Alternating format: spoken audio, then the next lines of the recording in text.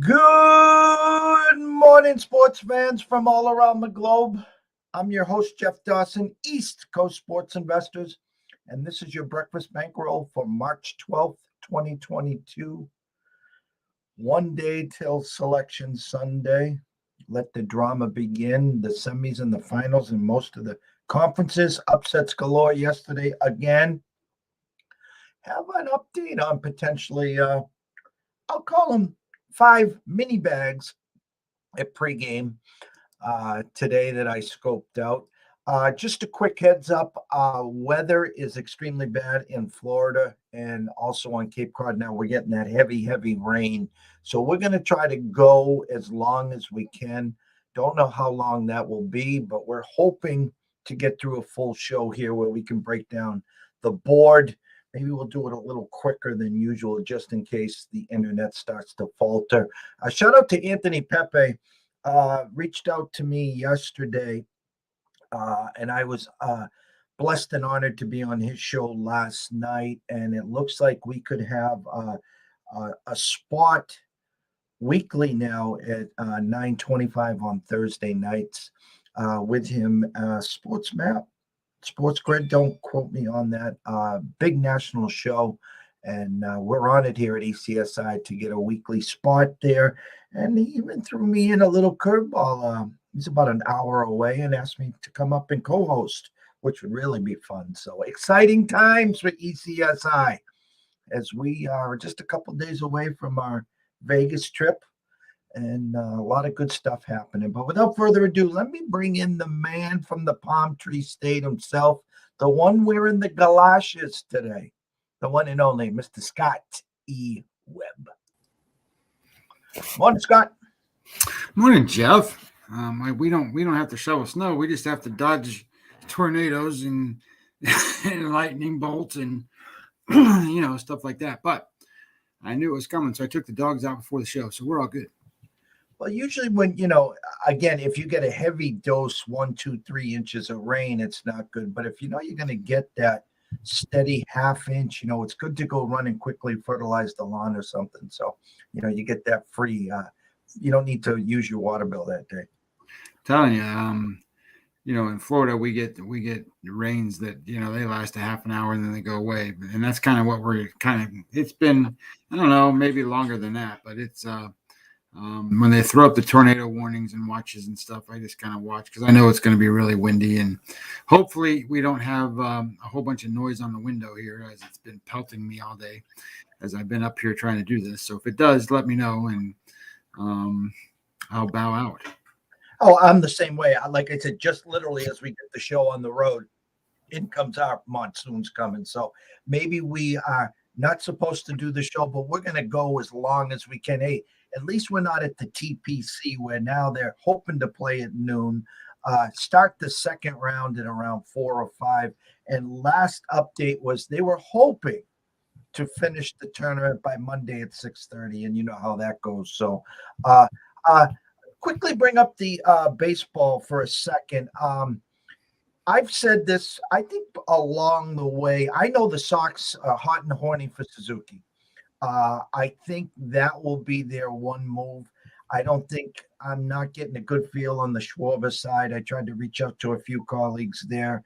I've talked all along the Yankees with Correa. You've talked about Olsen over there, the Olsen Chapman deal, or however you want to work that. I read this, and the more I think about it, I'm a little disturbed. Maybe you could add your 2 cents. Dodgers and Freeman, hot and heavy. They worked late last night on the deal. And the way I understand this is that he's going to take that deal and then bring it over to Atlanta and say, match it, or I'm going to LA. Freddie Freeman, you finally got your World Series. You're a fixture as a Brave. And I know back in the day, loyalty. I started with a team. I want to finish with the team. And I know that doesn't happen nowadays. Bring up all the story way, way, way back. Dwight Evans. 19 years with the Red Sox, goes to management, says, hey, my daughter's getting ready to go to college. Can you do me a favor and just sign me for one more year? That's all I'm asking.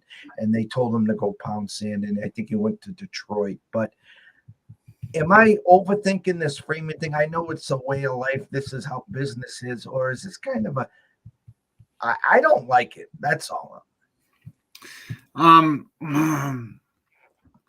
I think this is the crux of what these teams do to each other.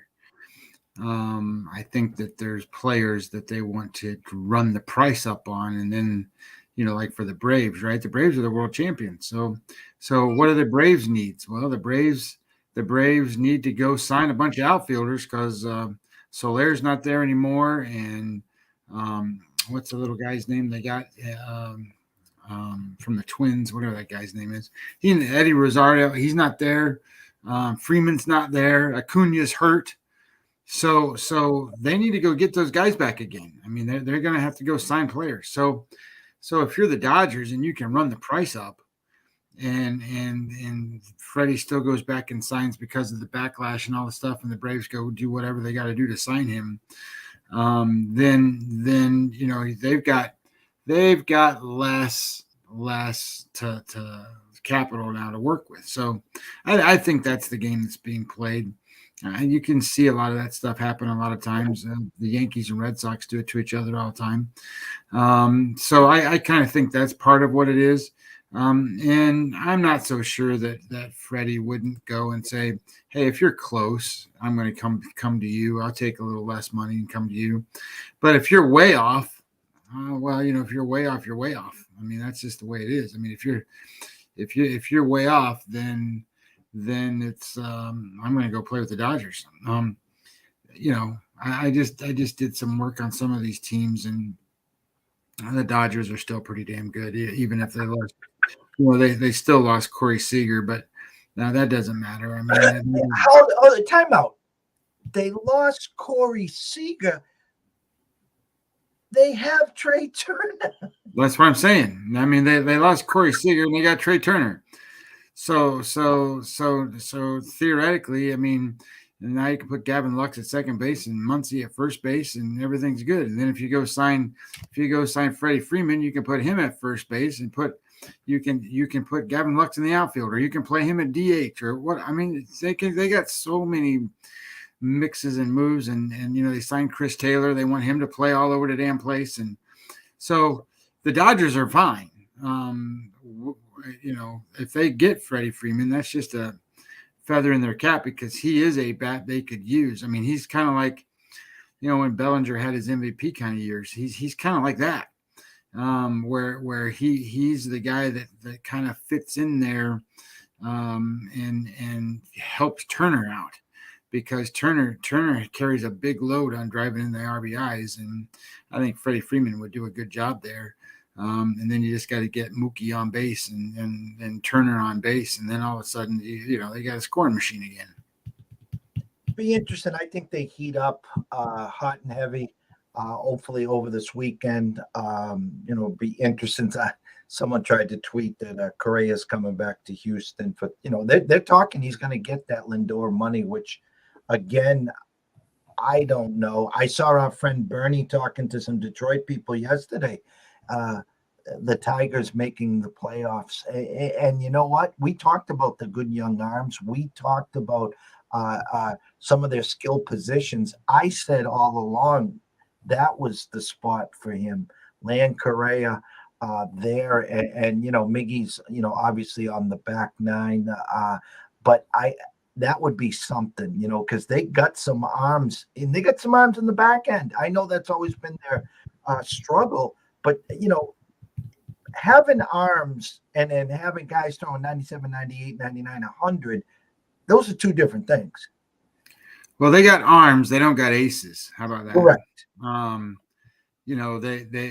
They got guys that could be quality twos or threes, maybe threes, maybe twos. I mean, these are young kids too in development, so they could become a lot better than what they are now. But,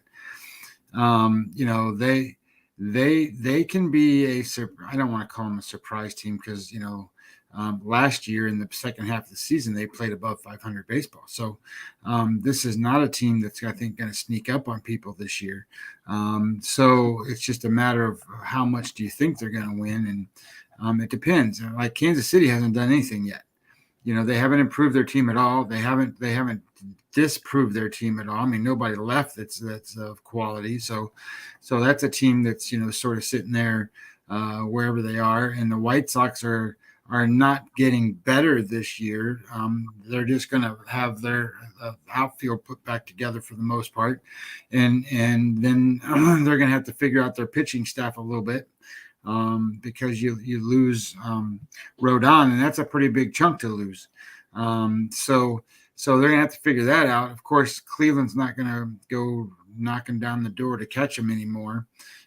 So now it's going to be up to, it looks to me like you got a battle of you got the White Sox to win, and then you either got Detroit or probably Cleveland to come in second. And the question becomes is, can they win enough games to make the playoffs? And if you think about it, now there's 12 teams, that gives another spot availability to get there. And maybe they can, but I don't know. I think that the Angels are going to be pretty good.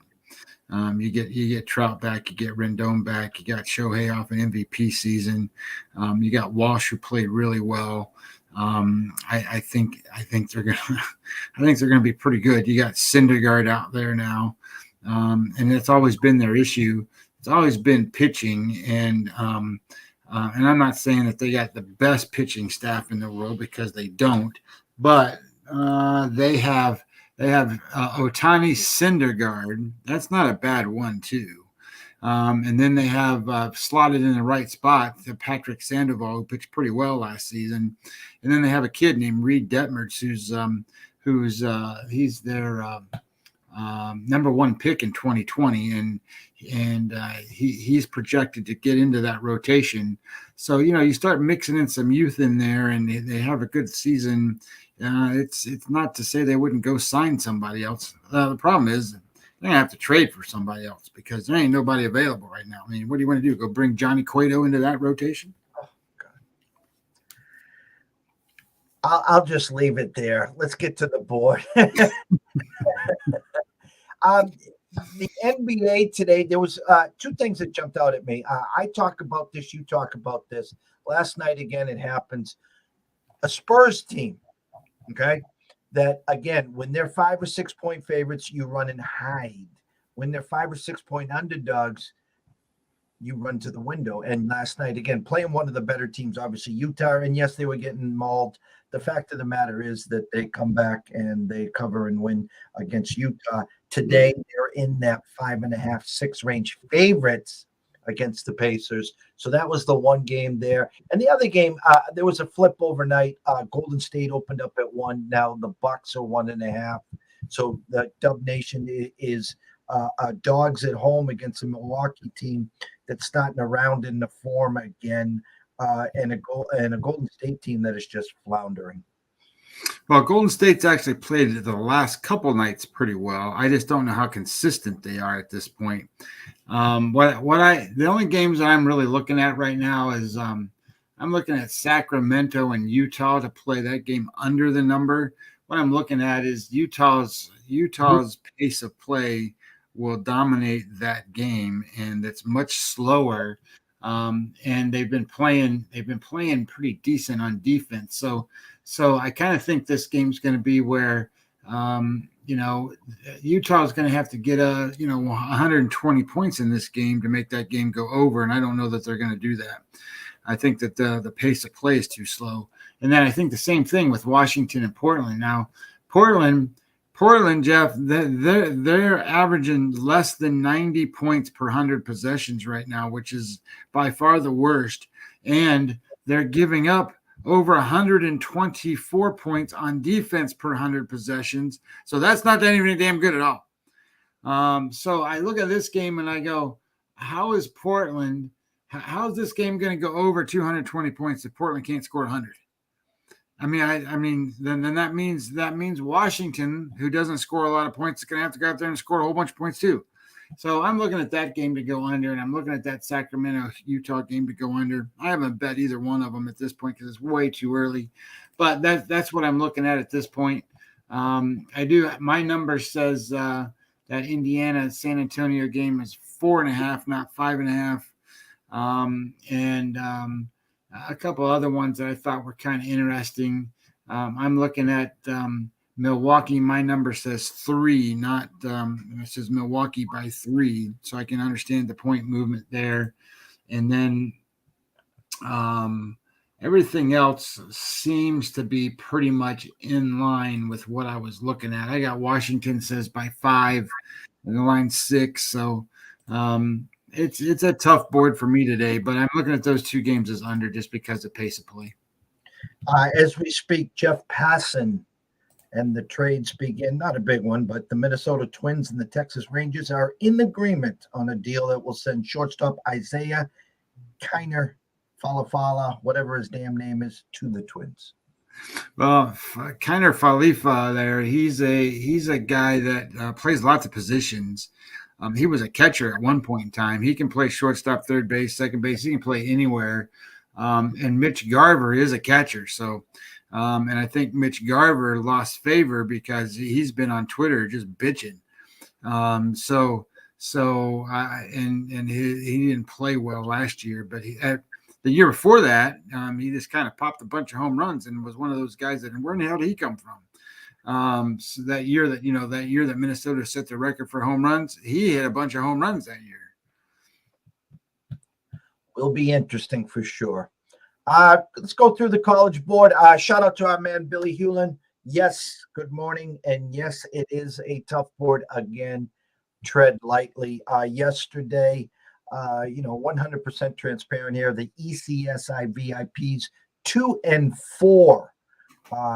We had an opportunity to go 4-0. We had an opportunity to go 0-4. Canucks blow a late 3-2 lead, losing overtime, which would have got us to the 3-3 mark. But for the week, 11-6 plus 4.69 units. So everyone watching and listening from the ECSI family, it's on you right now. Meaning, put 0.69 to the right, grab the 4 units. Put 0.79 to the right and grab 3.5 units. There's no way you don't collect this week, but I'll be sending out alert after the show. 1 o'clock, rotation number 6. Actually, let me do this for everyone listening. I did some homework while we were waiting for the storm to pass. I located, I think it was one gentleman that walked to the window with 200K. Instead of putting it on 1 or 2 games, he sprinkled it on 5 college games today. And so 40K, and me and Scott will break through these, but I'm just going to give you the heads up if you got a pen or pencil. 40K on A&M plus 6. 40K on Davidson minus 3. 40K on Tennessee plus 3. 40K on Indiana plus 5.5. 40K on Michigan State plus 6.5. And the one big move in hockey to start early this morning, 9K on the Kings minus 135. That is your bag report for now. Rotation number 605, 606, St. Louis versus Davidson, the Atlantic 10 semis. Davidson opens at 1.5, now 3.5. You guys know that follow us here. Davidson has been slaying Goliath all year, been a cash cow. Yeah, show them 157,000, 73% of the money and 61% of the tickets on Davidson. I'm going to just say this now. A lot of games, short opening numbers, steamed 2 points. You're going to see this like I talked about last night, the same thing. And on our show, the first dog with reverse lineman, Akron, cashed and won outright yesterday. So again, be careful treading on these favorites today. 607, 608, Richmond and Dayton. Here we go. Dayton opened at 2.5, now a flat 2 at Circa, and Westgate showing a little more on the tickets and the money on the Richmond side. 54% of the bets, 51% of the money on the Spiders. 102,000 on this one. 65% of the money on Dayton. 54% of the tickets on Richmond. Sharper heavy money on the Spiders. Take a look at Richmond if you can get them at 2.5, probably around plus 120, 125-ish on the money line, a little pizza and beer money if you're feeling froggy. SEC 1 o'clock, 609, 610. A&M just rolling, all of a sudden stunning all these teams. Now open up 6-point dogs, 50% of the money, 57% of the tickets on the Aggies. Yeah, this one's got a lot of money on it, so I just was double checking it there. This is 236,000 right now. 65% of the money, 54% of the tickets on Texas A&M. Yeah, there's the first one of the 40K bag there. I bet you, how much money's in that game? 249,000. If you can go into that game right now, there has to be another big bag because it was at around 165, 170 when I looked. It hasn't updated with it yet. It runs like if you look at the total amount bet, sometimes this runs about 15 minutes behind it. So when you're digging looking for that play, it's not in there yet, but it'll be in there, I'm sure. So I think if my memory serves me correct, don't quote me on this. Well, how much was in there, you said again? Right now, $250,000. It just went up a little bit more. All right. So someone had to drop another bundle on the Aggies. Keep an eye on the Aggies plus the 6 there. 6-11, 6-12, Kentucky, Tennessee. I did some good homework on Tennessee this morning. A team no one's talking about. Their 7 losses were all quality. I do have to tell you this about Tennessee. I know this is a neutral spot for the game. All their losses, 2 losses on neutral site, 5 other losses all on the road. I will also tell you this. This line opened at 1, not 2. It opened at 1. Now, anyone that's sharp or understands what's going on, and Kentucky is now playing for a number 1 seed, I would have respected Kentucky minus 2.5, 3.5 on the opener. It was 1. They're getting their Kentucky money. 65% of the bets, 55% of the money, all coming in on Kentucky. When I preach like this, if Kentucky goes box to wire, I'm just saying the public's going to get gifted here. That's all. 145,000 showing on this one. 59% of the money on Tennessee, 64% of the tickets on Kentucky. So this is a pros versus Joes guys. The public is on Kentucky, the Joes, and the sharps are on Tennessee, the pros. So just keep an eye on that one. Big Ten, Indiana, Iowa, rotation number 613, 614. Indiana punched their ticket yesterday with the win. Iowa keeps rolling. I said all along this would be a Purdue-Iowa final with, I think, Purdue cutting the nets down. Iowa opened at 5.5, still 5.5. 58% of the bets, 71% of the money on the Hawkeyes. Yeah, 242,000, Jeff. So this is getting up there. 52% of the money on Indiana, 62% of the tickets on Iowa. Yep, there was a 40K bag on Indiana, and again, there was a 40K bag on Tennessee as well. So the bag man is on Indiana here. The Michigan State, Purdue, 615, 616. Purdue opened up at 6, now 6.5. I find it kind of comical that the whole world in Izzo's armies is now bailing on Michigan State in this tournament. And guess what happens? Oh, they just start to win again. 63% of the bets, 62% of the money on Michigan. Yet the line's gone from 6 to 6.5. Showing 135,000 on it, 71% of the money, 61% of the tickets on Michigan State. And the bag man hit it for 40K there. There's a reverse line movement right now on Purdue. The AAC, Tulane, Houston. Hats off to Tulane. Nice couple wins. I think it ends today. Unfortunately, I'm not going to jump in. The number's too high, but opened at 13, now 13.5. 64% of the bets, 59% of the money on the green wave.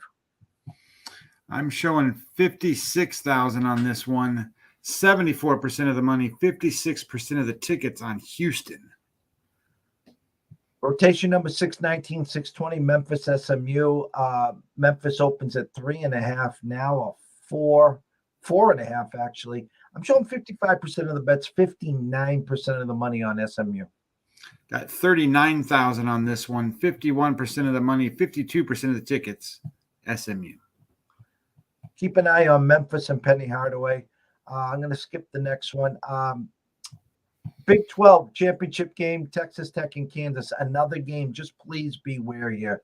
This line opened at 1.5. I swear they're begging for Kansas money. It's already been steamed to 2.5. I'll say by 6 o'clock it'll be 3. 62% of the bets, 68% of the money, all on Kansas. We got 83,000 on this one, and 76% of the money and 75% of the tickets on Kansas. I think I don't know what to say here. I thought the number opened just a tad too low. This one I do like. I would just run to the window now and just play San Diego State money line. They were winners for us yesterday. I think they win the championship game today. Rotation number 625, 626. The Aztecs versus Boise State. Opened at 2, now 2.5. I'd lay the 125, 127, whatever it is. 57% of the bets, 54% of the money on the Aztecs. Yeah, 27,000 on this one. 63% of the money, 57% of the tickets on San Diego State. Big East final. You talk about Vegas, don't know, huh? Circa reaches out to me 2 nights ago, opens up Villanova -4 last night against UConn. Wake up in the morning, Villanova's now -2, closes at 2.5. Well, Connor Gillespie, 91% free throw shooter. Villanova is the #1 free throw shooting team in the country. And if they keep this pace up, will set an all-new world record for the greatest season by a team shooting free throws. Makes the first one, clanks the second one. Villanova wins by 3. How do they do it? And I said, Scott, to you on the show, first one to 65. Well, they got to 63. That was the winner. So, this is a statement in my eyes. Villanova opens up at 6.5, now 7. Creighton just beat Providence by 30. 66% of the bet, 65% of the money on the Blue Jays. Yeah, I'm showing 59,000 so far, 69% of the money, 67% of tickets on Creighton. Yeah, keep an eye. I would lean Nova -7 here. It's a lot of points. Creighton's been playing great, but that number opened at 6.5 for a reason. They're looking for Creighton money, and they're getting it. Next one makes 0 sense to me. Kent State has just been rolling. They got us yesterday. We had bought into the Ohio, who opened up +1, closed -1.5. Yet Kent State goes box to wire. Today, they only opened at 1, guys. They know the public's following them. Already steamed to 3. 72% of the bets, 75% of the money on Kent State. Yeah, 21,000 so far. 80% of the money, 77% of the tickets on Kent State. I think this is a trap here. Keep an eye on Akron plus the 3. Go to the ACC, Virginia Tech and Duke. Virginia Tech just spanked North Carolina last night. Gets to the final against the Dukies. Rotation number 633, 634. Duke opens up at 6, still 6. Line freeze, 59% of the bets, 80% of the money on Virginia Tech. I'm showing 53,000 on this one, and exactly opposite. 56% of the money, 59% of the tickets on Duke. All right, stay away, boys. Louisiana Tech UAB Conference USA Championship. Rotation number 635, 636. UAB's been the class all year, but Tech's got no respect. Line opened at 3, still at 3. Line freeze, 56% of the bets, 73% of the money on La Tech. Yeah, 49,000 on this one, 63% of the money on Louisiana Tech, 55% of the tickets on UAB. Pac-12 Championship, UCLA, Arizona. Got to tell you this, Wager Talk says Arizona opened at 1. I saw UCLA opened up at 1. To me, the whole world's bid on Arizona. They're going to flock to it. I think the line was baiting everyone to Arizona. 52% of the bets, 50% of the money now on UCLA. Arizona now up to -1.5. Showing 60,000 on this one, 56% of the money on UCLA and 62% of the tickets on Arizona. It'll be interesting to see how that one works.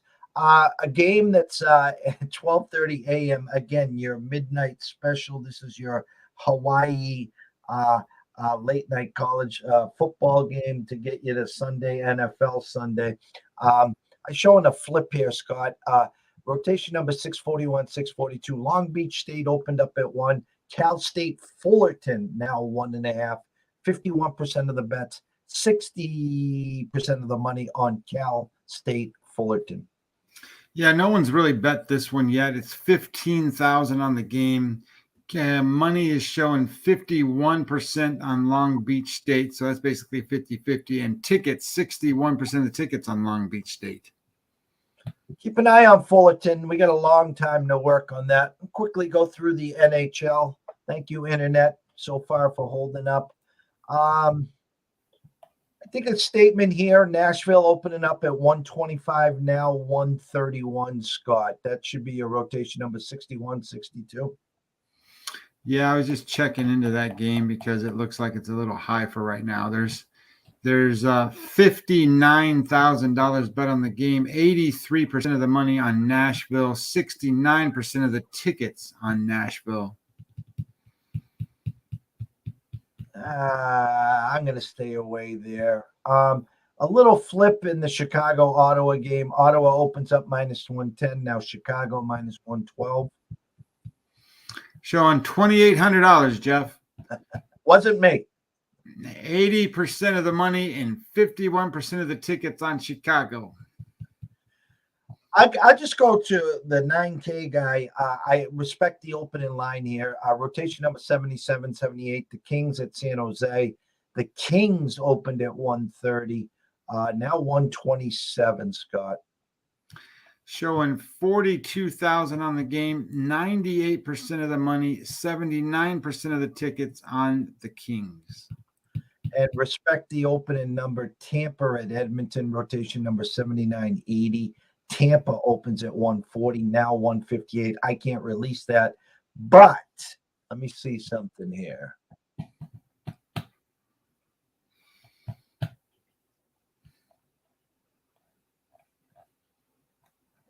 You could get a great price on Tampa -1.5 plus 168. If you're doing parlays, you wanted to do just a money line on Tampa, I would also say that's a go for now, but that's not till 11:05 tonight.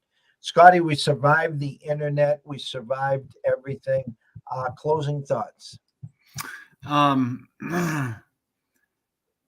I think that enjoy the basketball today and tomorrow, right? And I'll be working on baseball, and I think we're going to do some baseball shows next week. So I think that's where my head's at, and I get it. I mean, it's basketball time, and it's basketball season for everybody. I'll put a bracket together and all that stuff, but I'm getting there.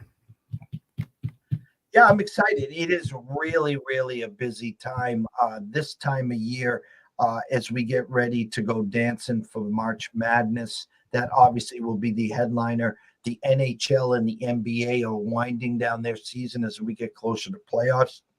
We'll have some spring training to talk about in the MLB as we get closer to opening week, the first weekend of April. And then that leads us right to the Masters and the start of baseball. Couldn't be a better, busier time for us and exciting times. I can't stress this enough why me and Scott do what we do. Okay, we do it because we have the passion, we have the work ethic, we love what we're doing. It's not work. If you truly enjoy what you're doing, it's not work. And we eat, sleep, poop this stuff, and that's what we do. And we're really, really, really close to a couple big deals that hopefully we can solidify in Vegas, some national platform stages, whether it's radio, TV, or both. We're trying to put together our live stream on Twitch so we can do some in-game wagering. Last night was comical. You could have got the Canucks, who were down 2-0 late in the second, or after two, plus 400. Then the Canucks score 3 goals in the first 5 minutes, and they're up 3-2, and they were minus 650. And you could have got Washington plus 300. And then late, Washington with 5 minutes to go was plus 700. And they tied the game and they won it in overtime. So that's that in-game we're talking about, where if you're on one side, especially in a hockey game, you got a chance to get on to the other side and guarantee yourself a unit or two. But that's for another day. So always remember this. If you're wagering or investing today, please do it responsibly. Myself and Scott care. We do. That's why we're here. If you do have a problem, pick up the phone. There's an 800 number available. Ask for help. Why? Because we care. We want to see you here today, tomorrow, next week, next month, through 2022 and beyond. From myself, Jeff Dawson at EC Sports Invest, from Scotty Webb at Webby20 MLB, we wish everyone a blessed day. Have fun with these games, guys. And we'll see you on Sunday.